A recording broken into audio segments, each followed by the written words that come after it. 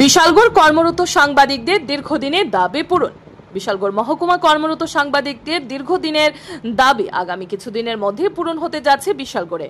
উক্ত বিষয় নিয়ে বিধায়ক সুশান্ত দেবের উদ্যোগে কর্মরত সাংবাদিকদের নিয়ে গুরুত্বপূর্ণ বৈঠকের মধ্যে দিয়ে কর্মরত সাংবাদিকদের দাবি আগামী কিছুদিনের মধ্যে পূরণ হচ্ছে বলে স্পষ্টত জানিয়ে দিলেন বিধায়ক সুশান্ত দেব। বিশালগড় কর্মরত সাংবাদিকরা বিগত 25 বছর বাম শাসনকালে তৎকালীন বিধায়কদের কাছে একাধিকবার কর্মরত সাংবাদিকদের নিজস্ব স্থায়ী ঠিকানা প্রেস ক্লাবের দাবি জানিয়েছিলেন, কিন্তু করে দিচ্ছি হয়ে যাবে এমন করে বিগত 25 বছর পার করে দেওয়ার পর সাংবাদিকদের সে দাবি আর পূরণ হয়নি।